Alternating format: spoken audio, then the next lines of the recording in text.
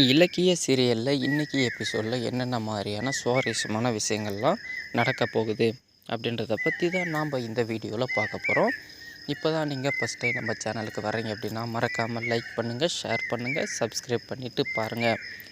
வாங்க இப்போது வீடியோக்குள்ளே போகலாம். இலக்கியாவுடைய கணவர் பார்த்திங்கன்னா கௌதம் இந்த சாயில் டெஸ்ட்டு ஃபெயில் ஆனதுலேருந்து பயங்கரமான வருத்தத்தில் தாங்க சுற்றிட்டுருக்காருன்னு சொல்லணும். எதனாலன்னு பார்த்தீங்கன்னா, நம்ம அஞ்சலியுடைய அப்பாவும் அஞ்சலியும் சேர்ந்துக்கிட்டு பண்ணுற அட்டூழியம் 1, 2 கிடையாதுங்க. அவங்க எல்லா விதத்துலையுமே நம்ம இலக்கியாவும் கௌதமும் முன்னேறவே கூடாது.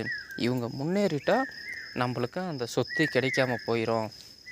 இவங்க வீட்டை விட்டு வெளியே துரத்துன மாதிரியே எப்படியாவது இந்த சொத்து மொத்தத்தையும் ஏமாற்றி பறிச்சிடணும் அப்படின்னு சொல்லிட்டு பிளான் பண்ணுறாங்க. இந்த சொத்தெல்லாம் எழுதி வாங்கிட்ட பிறகும் கூட பார்த்திங்க அப்படின்னா அவங்களுக்கு மனசே ஆறலைங்க. எதனால் பார்த்தா இன்னொருத்தர் நல்லா இருக்கிறது அவங்களுக்கு சுத்தமாகவே பிடிக்காதுங்க.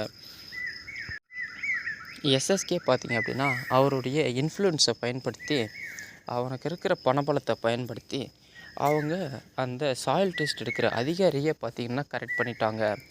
ஒரு குறிப்பிட்ட தொகையை கொடுத்து அவன் கௌதம் மட்டும் எல்லா டெஸ்ட்டும் பாஸ் பண்ணிட்டான், இது ஒன்று மட்டும் அவனுக்கு கிடச்சிட்டா அவன் பிஸ்னஸ் ஸ்டார்ட் பண்ண ஆரம்பிச்சிருவான். பில்டிங்கை கட்டி விற்று அவன் இதில் பயங்கரமான ப்ராஃபிட் பார்த்துருவான். அதனால் பார்த்திங்கன்னா இதை நீங்கள் கொடுக்கக்கூடாது, அவன் என்ன பண்ணாலுமே சரி இதுக்கு நீங்கள் அப்ரூவல் கொடுக்காதீங்க, மித்த விஷயத்தை எல்லாத்தையும் நான் பார்த்துக்கிறேன்னு சொல்லிவிட்டு எஸ்எஸ்கே ஒரு திட்டம் போட்டாங்க.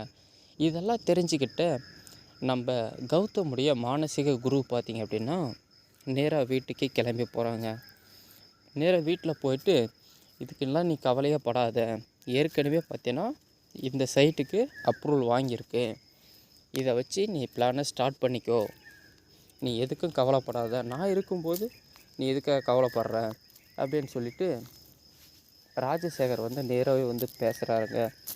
இதை கேட்ட உடனே நம்ம கௌதமுக்கும் இலக்கியாவுக்கும் பயங்கரமான ஒரு சந்தோஷம் ஆயிடுதுங்க.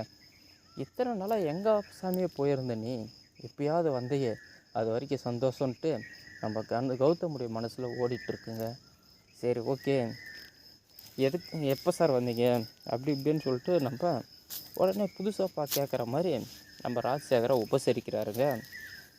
ஓகே, ஏன் என்னால் வீட்டுக்கு வரவே கூடாதா, உனக்கு ஒரு பிரச்சனைனா நான் தானே வரணும், யார் உதவி பண்ணுவா அப்படின்னு சொல்லிவிட்டு ஆறுதல் சொல்கிறாங்க. ரொம்ப நன்றி சார் அப்படின்னு சொல்லிவிட்டு சரி, ஓகே, அந்த ஃபைலை வாங்கி படித்து பார்க்குறாங்க.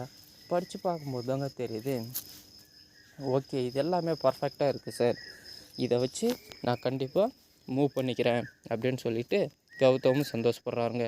இதே மாதிரியான சுவாரஸ்யமான விஷயங்கள்லாம் தெரிஞ்சுக்கணுன்னா மறக்காமல் நம்ம சேனலை சப்ஸ்கிரைப்